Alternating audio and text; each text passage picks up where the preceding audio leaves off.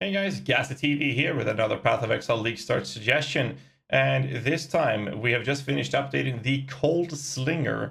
And what we've done here, as you can see in the gameplay footage here in the background, the build is strictly not designed to be a good endgame bossing build.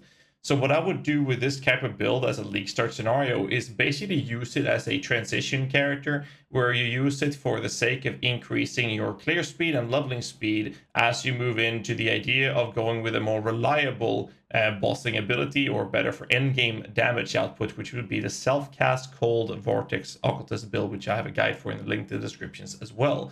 So these gameplay footages that we were showing was me testing this build with a very low budget versus actually doing endgame bosses.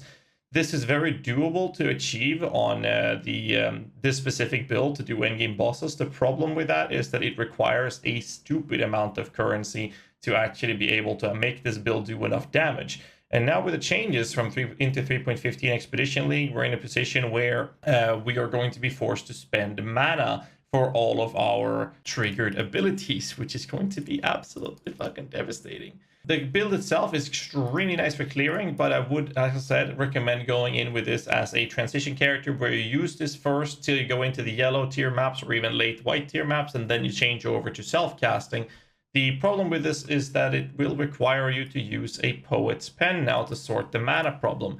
On top of a mana problem with the Poet's Pen solution is that you're going to need an enduring mana flask as well on top of this, because the mana cost is going to be about 280 mana per second when you're holding down your power siphon in this specific scenario to cast and trigger all of your abilities. So you're going to spend 280 mana per second, but you only have 732 mana unreserved with this specific Another approach. league start, another sub to GHAZZY 2 Kanks.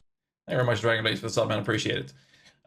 So with that in mind, it is crucial to understand that this build is strictly designed to be a clearing build, a league starting approach where you can get through the acts and the early stage of mapping before you have to change over to something else. In this case, we're talking about going over to a self-cast vortex character. So as a league start scenario, yes, it can definitely work, but you have to limit yourself in the amount of support you use in your triggers, in your spellslinger supports. You also have to limit yourself in terms of how many you're using to make sure that you can sustain the actual massive spammage of abilities that you'll be dishing out.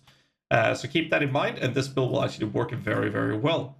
The only change it did was to remove the spellslinger from the actual Creeping Frost, and instead we put that in a 3-link inside a Poet's Pen. So instead of spellslinging this, which will reserve mana, we put this Bone Chill GMP strategy into our Poet's Pens for triggers instead.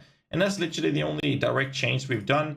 Other than that, I'm very happy with how this turned out, because I was ready to kill this and just delete it from the forums, because the spellslingers are very, very limited now.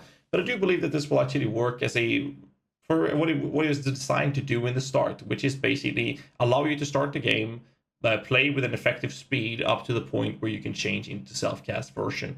So that's what you should see this build as. If that's something you want to do and you want to play the Vortex Cold Occultist build, you can definitely start off with the Coldslinger version of this as you transition in. But do be mindful, for this to be of decent efficiency, you're going to want to get that Poet's Pen as soon as you can. If you do decide to play something like this, or what you guys think about the Spellslinger nerfs, let me know in the comments below, because I have very strong feelings towards what they did to Spellslinger, and I think they should nerf some parts of it so that we're able to actually utilize it again, because it feels like it's very limited. But it didn't change the core design of what this build is supposed to be doing for any player choosing to play it. Don't forget to hit the like button, subscribe for more content. Until next time, stay safe and keep rocking.